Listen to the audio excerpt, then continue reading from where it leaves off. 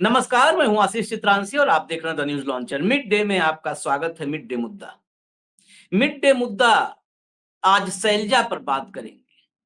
25 सितंबर को Selja BJP join करेंगे।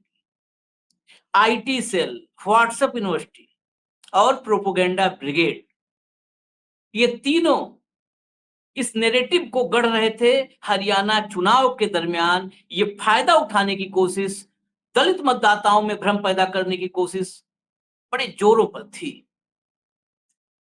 हरियाणा ही नहीं, हरियाणा से बाहर जो भी लोग राजनीति में दिलचस्पी लेते हैं, उन सबको इंतजार था कि शैलजा क्या करेंगी, क्योंकि शैलजा खामोश थी। शैलजा कुछ भी नहीं बोल रही थी। शैलजा हरियाणा के चुनाव प्रचार से दूर थी और शैलजा पर भाजपा, बसपा, जजपा, इनेलो सब फिक्रमंद थे। सबको शैलजा की फिक्र थी। जिन्होंने आज तक शैलजा के खिलाफ अनर्गल प्रलाप किए, बार बार शैलजा पर राजनीतिक हमले किए, उन सबको शैलजा की फिक्र थी। खट्टर साहब, हम कई बार कह चुके हैं, दरवाजा खटखटा रहे थे, दरवाजा नॉक कर रहे थे। सैनी साहब इनविटेशन दे रहे थे। आकाश आनंद, उनको शैलजा की बड़ी फिक्र थी। शैलजा को शायद करीब से जानते भी नहीं होंगे, शैलजा का राजनीतिक इतिहास भी नहीं जानते हो। मायावती भी मैदान में आ गई। बाबा साहब का नाम लेकर के शैलजा की फिक्र करने लगी। मायावती अगर उत्तर प्रदेश के दलितों, जिन पर तमाम अत्याचार की खबरें आती हैं, राम जन्मभूमि में सफाई करने वाली एक दलित छात्रा, जिसके साथ बीजेपी के एक नेता के बेटे द्वारा व्यभिचार करने का आरोप लगा, कभी उस दलित बेटी राम जन्मभूमि में सफाई करती, बीए की छात्रा, उस दलित बेटी की फिक्र कर ली होती मायावती ने, तो शायद आज एक आध सांसद लोकसभा में बैठे होते। विधायक एक से हो सकता है, दो हो गया होता, एक है वो अपने दम पे है। लेकिन शैलजा की सबको फिक्र थी। शैलजा ने दो काम किए। एक तो बीजेपी के जितने स्लीपर सेल थे, मायावती, चंद्रशेखर, दुष्यंत चौटाला, अभय चौटाला, अजय चौटाला, सबको बेनकाब कर दिया, सबको बेनकाब कर दिया। ये काम शैलजा ने अपने मन से किया, हाईकमान के कहने पर किया, जानबूझकर किया, अनजाने में किया। लेकिन हरियाणा में तस्वीर साफ कर दी कि बीजेपी के तरफ से कौन कौन पर्दे के पीछे छिप करके खेल खेल रहे हैं। और जब ये खेल एक्सपोज हो गया, सारे स्लीपर सेल के चेहरे सामने आ गए, तब शैलजा सामने आई और मोदी, शाह, खट्टर, मायावती सबको बिल्कुल हरियाणा के सियासी मैदान से दुत्कार दिया, भगा दिया, अपने दरवाजे से भी भगा दिया। चर्चा इस पर करेंगे, जोड़ लेते हैं हमारे साथ कुछ खास हमारे मेहमान हैं, साथी हैं। जगदीप सिंह सिंधु साहब हैं और Ravindra Singh Sivran, the fourth state, वो भी मौजूद है। तक्षक जी भी हो सकता है थोड़ी देर में जुड़ जाएं, क्योंकि सभी लोग फील्ड में हैं, जुड़ ही गए नाम लेते ही। बलवंत तक्षक साहब भी नाम लेते ही जुड़ गए। सभी हरियाणा के चुनावी फील्ड में हैं, तो नेटवर्क की दिक्कत आती रहती है। रविंद्र भाई तो बड़े मुश्किल से जुड़ पाए हैं। शैलजा ने कहा क्या आज? उन्होंने कहा कि मेरे पिता तिरंगे में लिपट कर गए थे कांग्रेस के, मैं भी मरूंगी तो इसी कांग्रेस के तिरंगे में लिपट कर जाऊंगी। मेरी रगों में कांग्रेस का खून है। मैं कोट अनकोट स्टेटमेंट बता देता हूं आपको। कहा उन्होंने, भाजपा के जो नेता आज टिप्पणी कर रहे हैं, उनके काफी नेताओं से ज्यादा लंबा राजनीतिक जीवन रहा है मेरा। ये सैनी, खट्टर सबके लिए है हिसाब किताब जो उन्होंने किया। मुझे नसीहत ना दें, मुझे अपना रास्ता और मेरी पार्टी मेरा रास्ता तय करना जानती है। हम करेंगे और मजबूती से चलेंगे। भाजपा है या कोई और है, मैं जानती हूं किस तरह के बयान दिए जा रहे हैं, भ्रम फैलाए जा रहे हैं कि शैलजा इस पार्टी में जा रही है। सवाल था, क्या आप 25 सितंबर को बीजेपी ज्वाइन कर रही हैं? कितनी सच्चाई है? शैलजा ने कहा, ये खबर कहां से निकली है? न तो कभी शैलजा ऐसा सोच सकती है। शैलजा की रगों में कांग्रेस का खून है, मैंने पहले भी कहा था, जैसे मेरे पिताजी कांग्रेस के तिरंगे में लिपट कर गए थे, वैसे ही शैलजा भी कांग्रेस के तिरंगे में लिपट कर जाएगी। मेरी पार्टी, मेरे नेता, उनके प्रति मेरा कमिटमेंट है। शैलजा कभी हताश नहीं होती है, शैलजा कभी निराश नहीं होती है। मैंने बहुत से मुकाम देखे हैं भाजपा के पास, कोई और मुद्दा नहीं है। असलियत कांग्रेस नेतृत्व को पता है, कांग्रेस के वर्कर्स को पता है, मुझे पता है। भाजपा अपना घर देखे, भाजपाइयों का डिक्लाइन शुरू हो गया है नेशनल लेवल पर। यानी खट्टर को तो उन्होंने छोड़ दिया बहुत पीछे, मोदी जी को भी दिखा दिया आईना। तक्षक साहब, शैलजा जी ने क्या बीजेपी के पूरे जो सपने थे, उन सपनों पर पानी फेर दिया एक झटके में? खामोशी टूटी तो इस कदर टूटी कि कोई संदेह, कोई संशय रहने नहीं दिया। एक ही बार में सब दीवारें गिरा दी। हरियाणा के निश्चित। चुनाव में आज से, शैलजा के इस बयान के बाद से क्या परिवर्तन होने जा रहा है?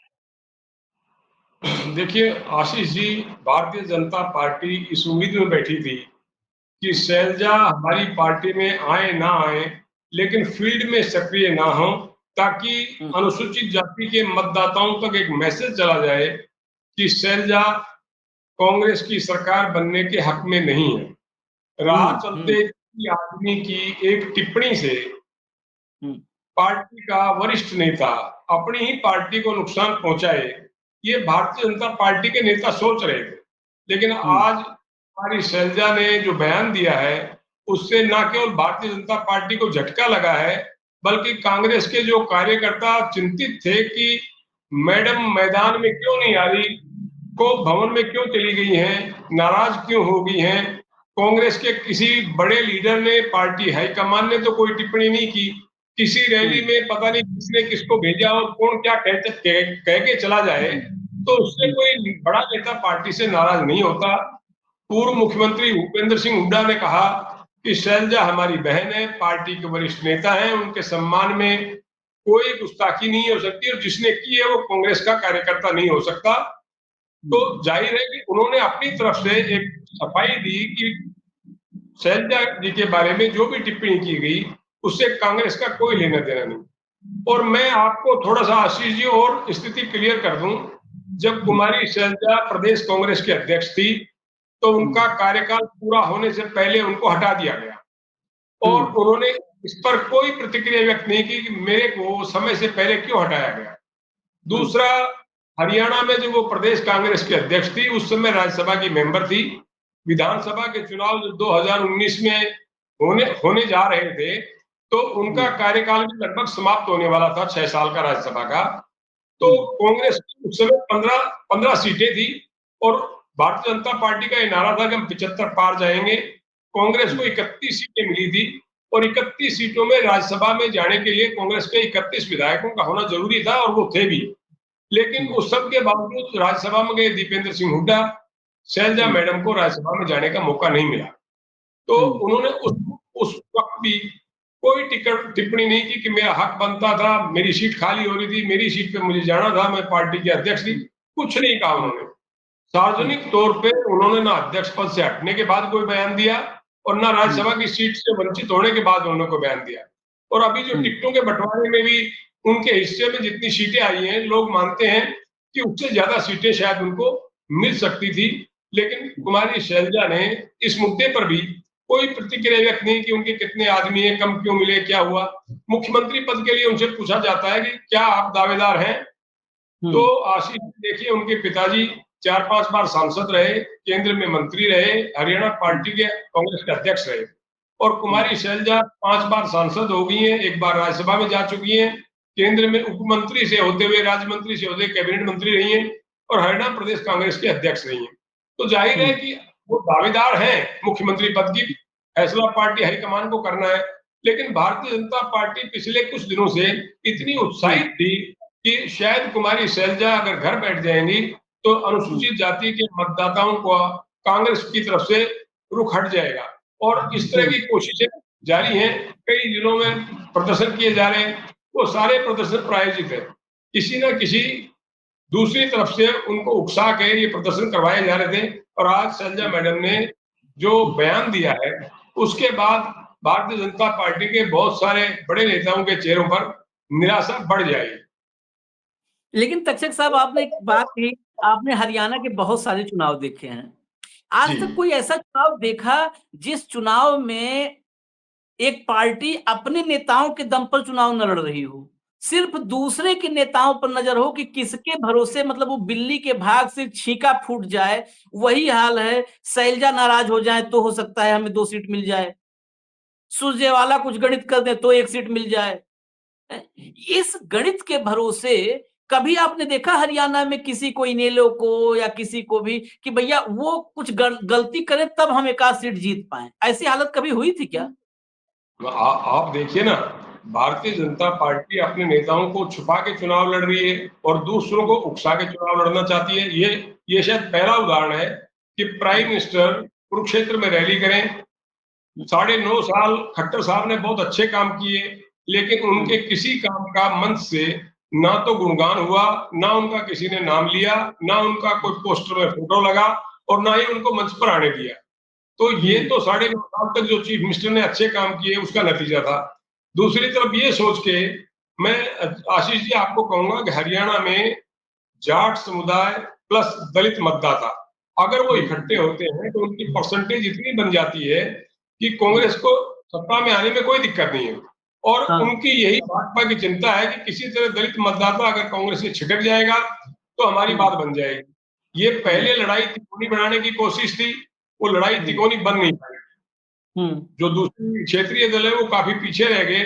ऐसे में एक सहारा नजर आया उनको कि अगर कुमारी शैलजा अगर कांग्रेस के मंच पर नहीं आती हैं, सभाओं में नहीं आती हैं, प्रचार नहीं करती हैं, तो हो सकता है भाजपा को फायदा और कांग्रेस को नुकसान हो जाए। तो मैं उसमें देख रहा था सोशल मीडिया पर कि 26 तारीख को कुमारी शैलजा नरवाना में जो दबले उम्मीदवार है कांग्रेस के, उनके समर्थन में रणदीप सुरजेवाला भी जनसंपर्क प्रचार करेंगे और कुमारी शैलजा भी वहां प्रचार के लिए पहुंचेंगी। तो जाहिर है कि रणदीप सिंह सुरजेवाला ने अगर जो कुछ कहा है वो उनसे बातचीत करने के बाद ही कहा होगा। तो और खड़गे साहब का हरियाणा दौरा है, उसके बाद राहुल गांधी जी का भी दौरा होगा। मुझे नहीं लगता कि शैलजा मैडम जब खड़गे साहब आएंगे या राहुल गांधी जी आएंगे तो मंच पे नहीं होंगी। और उन्होंने स्थिति स्पष्ट कर दी है कि मेरे पिताजी तिरंगे में लिपटे थे, मैं कांग्रेस छोड़ने का सवाल ही पैदा नहीं होता। तो एक जो लोग मतदाताओं में भ्रम पैदा करने की कोशिश थी वो आशीष जी खत्म हो गई है। सिंधु साहब, भ्रम तो खत्म कर दिया, लेकिन उम्मीद की किरण भी खत्म बुझाई दी, खत्म कर दी। दरवाजे बंद कर दिए, खिड़की बंद कर दी, पर्दा लगा दिया। जो बीजेपी के लिए उम्मीद की किरण थी किसी झरोखे से, झिर्री से आने की, वो भी अब अंधेरा हो गया। भाजपा खेमे में अंधेरा, बेसिकली आज अंधेरा किया है शैलजा ने। लेकिन शैलजा के इस स्टेटमेंट के साथ कुछ एक और स्टेटमेंट थी। उस स्टेटमेंट के मायने अगर हम समझें, शैलजा ने कहा कि मुख्यमंत्री पद को लेकर के आला कमान तय करेगा कौन मुख्यमंत्री होगा, इस बारे में अभी कोई बात नहीं हुई। पहली बात। दूसरी बात, उन्होंने कहा कि हुड्डा साहब ने कहा मुझे बहन, ये वक्त वक्त की बात होती है। तीसरी बात, उन्होंने ये एक्सेप्ट किया कि हाँ, आपस में खींचतान होती है। बड़ा क्लियर कट कहा कि आपस में होती है, कुछ हैं मामले, कुछ इश्यूज हैं, और हम लड़ते हैं। कभी अपनी पार्टी के लिए लड़ते हैं, कभी अपने नेताओं के लिए, कार्यकर्ताओं के लिए लड़ते हैं, कभी अपने लिए लड़ते हैं। तो ये आपस में लड़ाई, मतलब ऐसा नहीं है कि शैलजा ने कहा कि नहीं जी सब कुछ अच्छा है, सर्वे भवन्तु सुखिनः सर्वे सन्तु निरामया टाइप कुछ भी, मतलब नहीं, हवा हवाई बातें की। कहा है इश्यूज हैं, लेकिन वो इश्यूज पार्टी से ऊपर नहीं है। तो क्या अब शैलजा के समर्थक, मतदाता, उनमें अतिरिक्त ऊर्जा आ सकती है इस बात से कि सीएम पद पर फैसला आला कमान लेगा? यानी शैलजा के समर्थकों के भीतर भी ये उम्मीद अभी जगी रह सकती है कि शैलजा भी हरियाणा की सीएम हो सकती हैं। और यही उम्मीद कार्यकर्ताओं के लिए बूस्टर डोज होती है कि नहीं, हमारे नेता के लिए भी अभी चांस है। वो खत्म नहीं हुआ है, उम्मीदें खत्म नहीं हुई हैं। सिंधु साहब। आशीष जी, जहां तक कुमारी शैलजा की राजनीति का सवाल है और उनका राजनीतिक व्यक्तित्व का सवाल है, उनकी राजनीतिक समझ और उनके दृष्टिकोण की बात आती है, तो बहुत से लोग कुमारी शैलजा को अभी उस तरह से नहीं समझ पाते जो परिपक्वता उनकी राजनीति में हमेशा से रही है, जिस प्रकार से उनको राजनीतिक गुर अपने पिता से मिले हैं और जितनी निष्ठावान नेता वो कांग्रेस की रही हैं, वैसे निष्ठावान नेता इस कांग्रेस में बहुत कम है। एक बात। दूसरी बात ये है कि आप ये देखिए कि उन्होंने पार्टी की जो लाइन है, विचारधारा और जो पार्टी का अनुशासन है, उसका जिस प्रकार से पालन किया है, बहुत बिरले ही नेता इस प्रकार से पालन करते हैं। तीसरी बात ये है कि उनके प्रति और उनकी जो उनकी अपनी राजनीति है और जो उनकी निष्ठा है, उसके प्रति कांग्रेस में कभी भी कोई सवाल पैदा नहीं हुआ आज तक। भले ही वो किसी भी पद पे रही और भले ही कांग्रेस की परिस्थितियों में उनको कोई भी पद छोड़ना पड़ा, उनकी निष्ठा वो प्रश्नों के घेरे से बिल्कुल बाहर है। अब रही बात शैलजा की अपनी समझ की और अपने दृष्टिकोण की, तो जिस प्रकार से उनका ये बयान आया है, ये बयान आज भारतीय राजनीति को एक तरह से नई दिशा में डिफाइन करने वाला है और कांग्रेस को भी। और जो उनके कार्यकर्ता हैं, उनके कार्यकर्ताओं में एक विश्वास पहले से था।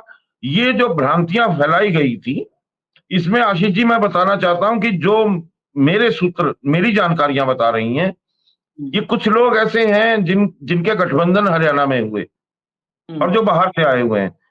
उन लोगों में जो कुछ लोग हैं, 10, 20, 50 लोग, जिनको हरियाणा में कभी सफलता नहीं मिली अपनी विचारधारा, अपनी पार्टी की विचारधारा को लेने, साथ चलने के बावजूद, ये उन लोगों की फैलाई हुई भ्रांतियां थी, उन लोगों का फैलाया हुआ एक बात थी, जबकि इनका वास्तविकता से कोई संबंध नहीं था, व्यवहारिकता से कोई संबंध नहीं था। क्योंकि इनके अपने समुदाय में बहुत से ऐसे वरिष्ठ अधिकारी हैं, ब्यूरोक्रेट्स हैं, स्कॉलर्स हैं, और उन सभी से मेरी बहुत विस्तृत चर्चा रही। मैंने जानने की कोशिश की कि उनके मनों में क्या चलता है, उनकी समझ में क्या चलता है। तो उन्होंने ये स्पष्ट कर दिया था कि कुछ भी हो, किसी भी तरह की इस तरह की बातें, भ्रांति इस चुनाव के समय में फैलाई जाए, लेकिन उनका पूरा विश्वास अपने नेता पे है, कांग्रेस में है। और ये तय था कि वो जो वर्ग जिसको भारतीय जनता पार्टी एक तरह से झांसे में लेने की कोशिश कर रही थी, वो समझते थे इस बात को कि ये सारा का सारा एक भ्रांति के तहत बनाया हुआ मायाजाल है और इसमें कोई तथ्य या औचित्य नहीं है। इसलिए वो अपनी जगह पे अडिग थे। और ये मैं जानता था, और मैंने शायद कल या परसों एक प्रोग्राम में कहा था कि आप देखिएगा कि अगले 1-2 दिन में एक बड़ा बयान शैलजा जी की तरफ से आएगा और जिसमें ये पता लगेगा कि परिस्थितियां क्या है, व्यवहारिकताएं क्या है। जहां तक सवाल आता है प्रदेश के नेतृत्व का, प्रदेश के नेतृत्व में जो आप कह रहे हैं कि उनके कार्यकर्ताओं में एक आशा जगी रहेगी।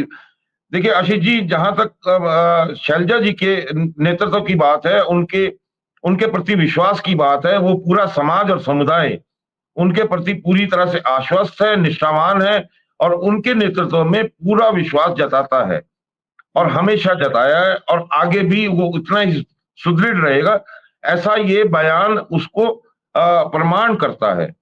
तो मुझे लगता है कि जो भारतीय जनता पार्टी ने या इन चुनाव में जिस प्रकार से फिर एक सामाजिक विभाजन करने की, सामाजिक ध्रुवीकरण करने की जो एक प्रयास किया, वो औंधे मुंह गिर गया भारतीय जनता पार्टी का। और जो शैलजा जी ने, कुमारी शैलजा ने जिस प्रकार से ये अपना बयान दिया, जिन सवालों के जवाब दिए और जो उनकी स्पष्टवादिता है और जो पार्टी के अंदर के संघर्ष है, वो उन्होंने स्पष्ट तौर पे कहा है कि इस प्रकार के कुछ मतभेद होते हैं और ये जब बताता है कि कांग्रेस पार्टी में किस तरह का लोकतंत्र अभी भी जीवित है। वो केवल एक राजनीतिक पार्टी उस तरह से नहीं है जिसको अनुशासन के नाम पे जिसमें एक तानाशाही का रवैया अपनाया जाए।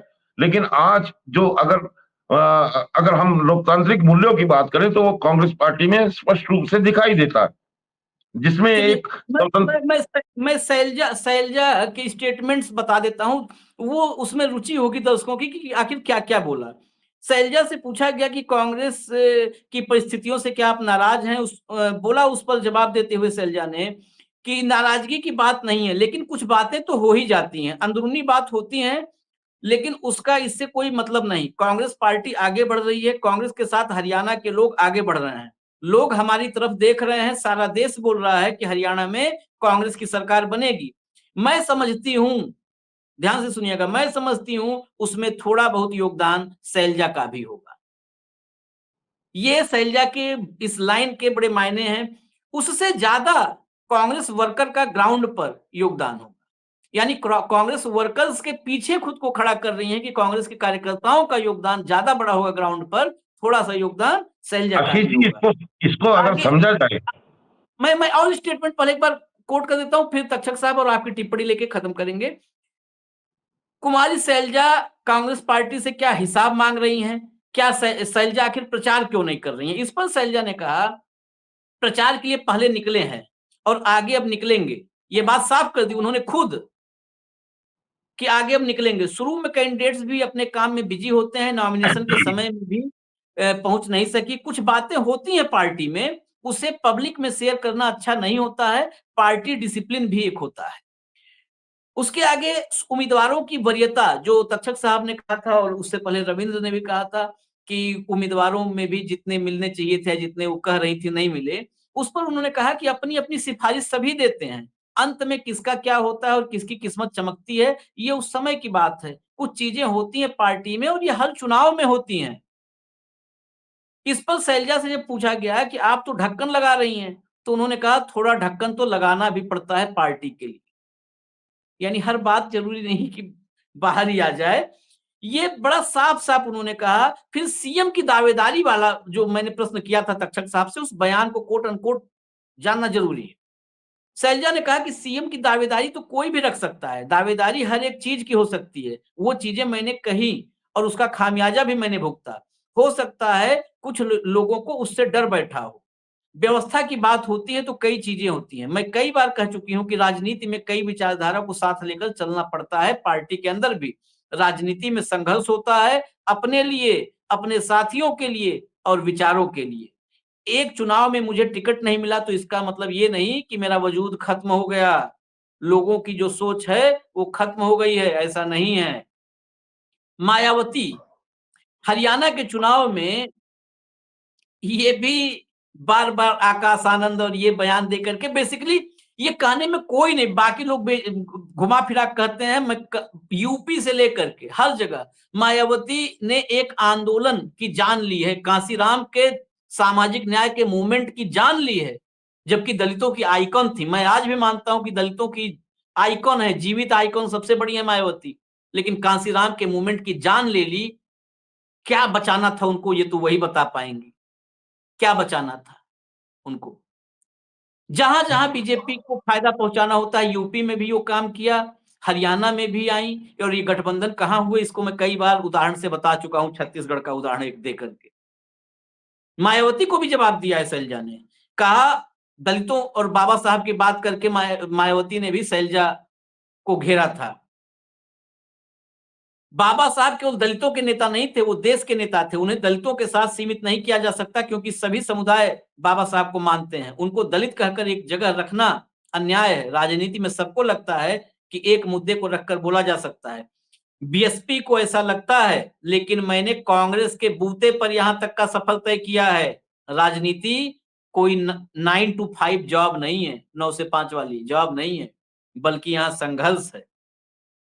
ये जो कुल मिला-जुला करके खट्टर साहब, और इस पे तो मैंने टिप्पणी बता ही दिया था, भाजपा के नेता मोदी साहब, खट्टर से लेके मायावती तक सबका आज चेहरा छोटा सा हो गया। तक्षक साहब ने बोला था कि सब एकाएक एक झटके में ही एक ही साथ सबको हिसाब किताब सबका कर दिया। तक्षक साहब, मायावती की भूमिका, क्या बीजेपी जिस तरह से मायावती का इस्तेमाल कर रही थी, ये मेरे निजी विचार हैं। मुझे लगता है बतौर पत्रकार जितना मैं देख रहा हूँ, यूपी में बड़े करीब से देखता हूँ, इस्तेमाल हो रहा था। क्या मायावती वाला दांव भी पिट गया? और दूसरी बात जो शैलजा ने कहा सीएम की दावेदारी को लेकर के, पार्टी के भीतर संघर्ष को लेकर के, क्या ये कांग्रेस के कार्यकर्ताओं का मोरल बढ़ाएगा या विवाद को, मतभेद को बढ़ाएगा? आशीष जी, पहले तो मैं आपको ये बताऊं कि मायावती जी उत्तर प्रदेश की बड़ी लीडर हैं, कई बार मुख्यमंत्री रही हैं, लेकिन हरियाणा के लोगों ने मायावती जी को कभी स्वीकार नहीं किया। उनकी जब कितने सालों से वो हरियाणा में चुनाव लड़ रही हैं, एक सीट आती है उनकी, कभी यमुनानगर से आ गई, कभी छतरौली से आ गई, कभी नारायणगढ़ से आ गई, एक बार उधर फरीदाबाद से आ गई थी। उनका एक विधायक बनता है या नहीं बनता है, और जो बनता है वो विधायक बनते ही मायावती जी को छोड़ के सत्तारूढ़ दल के साथ चला जाता है, और अगली बार वो फिर मायावती जी की पार्टी की टिकट पे कभी चुनाव नहीं लड़ता। तो इस बार इंडियन नेशनल लोकदल के साथ उनका समझौता है, लेकिन मुझे नहीं लगता कि ये गठबंधन जो है वो इस लड़ाई को हरियाणा में त्रिकोणी बनाने में कामयाब होगा। दूसरी बात, कुमारी शैलजा की मैंने आपको बताया प्रदेश अध्यक्ष पद से उनको समय से पहले हटाया, राज्यसभा की सीट उनको नहीं मिली, वो बातें पुरानी हो गई। ताजा बात ये थी कि वो खुद चुनाव लड़ना चाहती थी उकलाना से। दावेदार उकलाना की, उनका गांव भी उसी क्षेत्र में आता है, लेकिन पार्टी ने उनको कहा कि हम किसी सांसद को चुनाव नहीं लड़ाएंगे विधायक पद का। मान गई, उन्होंने कहा पार्टी की मर्जी है। फिर उन्होंने अपने भतीजे को उकलाना से टिकट दिलाने की कोशिश की, वो नाकाम हो गई। वहां कुमारी शैलजा के विरोधी हैं जिनको टिकट मिली है नरेश सेलवाल, और वो हुड्डा साहब के कैंप में आते हैं। दूसरा, जो कैबिनेट मिनिस्टर रही हैं कुमारी शैलजा या पार्टी के अध्यक्ष रही, तो उनके साथ डॉक्टर अजय चौधरी उनके साथ लंबे समय तक रहे हैं, उनके ओएसडी रहे हैं, और उनके पिताजी चौधरी बीरेंद्र सिंह कई बार कैबिनेट मिनिस्टर रहे हरियाणा में। वो एक रैली करके नारनौल में घोषणा कराई थी कि कांग्रेस के विधानसभा चुनाव में नारनौल क्षेत्र से डॉक्टर अजय सिंह कांग्रेस के उम्मीदवार होंगे। उनकी इस अनाउंसमेंट के बाद डॉक्टर अजय सिंह की टिकट कटना और जसी पेटवाड़ को टिकट मिलना, ये शैलजा मैडम के लिए पीड़ादायक हो सकता है, क्योंकि उनको उम्मीद थी कि ये 2 सीटें तो उनके कहने पर मिलेंगी। तीसरी सीट पिछली बार जब वो लोकसभा चुनाव में हार गई थी अंबाला से, तो वहां उन्होंने निर्मल सिंह की और उनकी बेटी की टिकट कटवा दी थी, और ये कह के कि इन लोगों ने मेरा साथ नहीं दिया। चौधरी निर्मल सिंह 4 बार विधायक रहे, 2 बार कैबिनेट मिनिस्टर रहे। उनकी बेटी अनिल विज साहब के मुकाबले आजाद उम्मीदवार के तौर पर फिर चुनाव लड़ रही है। तो मैंने निर्मल सिंह जी से कहा था कि आपकी टिकट इसलिए कटी कि कुमारी शैलजा की आपने मदद नहीं की। अंबाला लोकसभा क्षेत्र में अगर आप मदद करते तो वो आपके टिकट नहीं कटवाते। तो निर्मल सिंह का जो जवाब था आशीष जी, उससे आप सहमत होंगे। उन्होंने कहा कि अंबाला लोकसभा क्षेत्र में 9 विधानसभा सीट आती है। अगर वो सिर्फ अंबाला से, अंबाला छावनी से हारी होती, तब तो मैं मेरे पे ब्लेम लगा सकती हैं, लेकिन सभी 9 सीटों पर चुनाव हारी हैं, तो हमारी टिकट क्यों कटवा रही हैं वो? मतलब मेरे अकेले के कॉन्स्टिट्यूंसी में हारने से अगर वो जीत रही होती तो मैं मानता, लेकिन जब 9 विधानसभा क्षेत्र आते हैं एक लोकसभा में और सभी सीटों से हारी हो, तो मुझ पे ब्लेम करने की कोई जरूरत नहीं है। और कुमारी शैलजा सब जगह ठीक हो सकती हैं। मेरा ये मानना है कि अंबाला छावनी में वो ठीक नहीं है, या उनका एनालिसिस ठीक नहीं है। पिछले चुनाव में उन्होंने जिस महिला को टिकट दिलाई थी, उसको कुल 8,000 वोट आए, उसकी जमानत जब्त हो गई। इस बार उन्होंने जिस नाम के व्यक्ति को टिकट दिलाई है, वो भी लड़ाई में कहीं नहीं है। इस बार भी लड़ाई अनिल विज और चित्रा सरवारा के बीच में है। अगर पिछली बार चित्रा सरवारा को टिकट मिली होती तो भी अनिल विज साहब संकट में होते, और अब वो आजाद उम्मीदवार के तौर पर चुनाव लड़ रही है, तो भी विज साहब को बड़ा संघर्ष करना पड़ रहा है। यहाँ शैलजा मैडम ने जो टिकट कटवाई है, वो मैं समझता हूँ कि उसमें कांग्रेस को नुकसान हुआ है। देखिए, हर आदमी अपने समर्थक को टिकट दिलवाता है, इसमें तो कोई बुराई नहीं है, टिकट दिलवाए, लेकिन एक हकीकत को जानते हुए भी अगर हम हमारे विरोधी, वो पार्टी के भीतर जो विरोधी है, उसकी टिकट कटवाएं, ये शायद जायज नहीं है। शैलजा मैडम के प्रति जो टिप्पणी की गई थी, जातिगत सूचक जो टिप्पणी थी, उसको यकीन मानिए आशीष जी, किसी ने भी पसंद नहीं किया। टिप्पणी करने वाला तो अपना काम करके निकल गया, पार्टी में फ्रैक्शन बढ़ाने की कोशिश हुई, भाजपा ने उसको विवाद को लपाड़ने की कोशिश की, लेकिन उस टिप्पणी की कोई भी प्रशंसा नहीं कर सकता। जो भी समझदार आदमी होगा वो कहेगा कि इस तरह की टिप्पणियां जायज नहीं है और बर्दाश्त भी नहीं की जाएंगी। और हुड्डा साहब ने कहा भी कि हम इसको बर्दाश्त नहीं करेंगे, वो बंदा पार्टी में रहने लायक भी नहीं अगर कोई कांग्रेस कार्यकर्ता होगा। और जसी पेटवाड़ ने कहा, जो आदमी टिप्पणी कर गया मैं उसको जानता नहीं हूँ।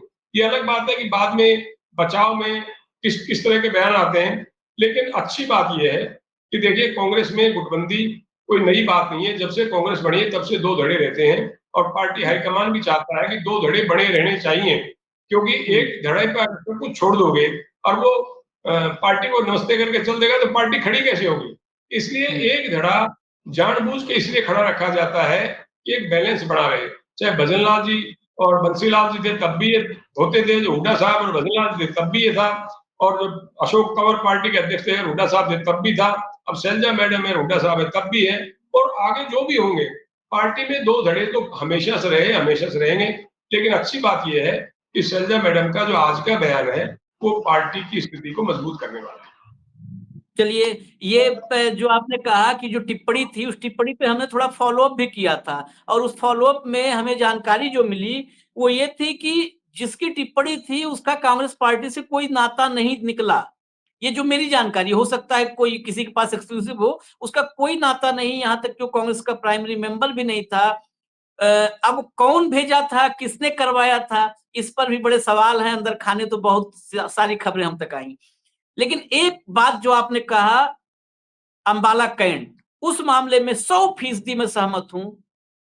शैलजा की पार्टी के प्रति निष्ठा, जो बयान आया, जिस तरह पार्टी के साथ खड़ी हुई, वो सब ठीक है, लेकिन अंबाला कैंट में डिसीजन जो हुआ है वो गड़बड़ हुआ। नहीं तो आज की तारीख में अंबाला कैंट में, आज की तारीख में चित्रा सरवारा अनिल विज के लिए मुसीबत खड़ी करके रखी है, पसीना छुड़ाई हुई है, अकेला निर्दलीय लड़की।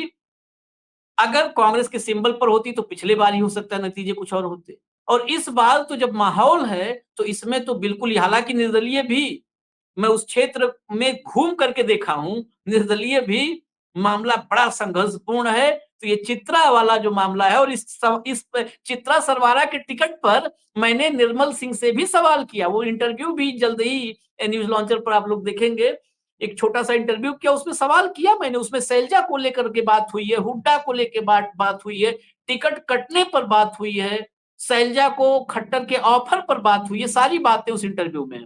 तो यही है, कई बार आपस में जब टकराव होता है तो उस भूल चूक लेनी देनी में अपनी पार्टी का थोड़ा बहुत नुकसान लोग कर जाते हैं।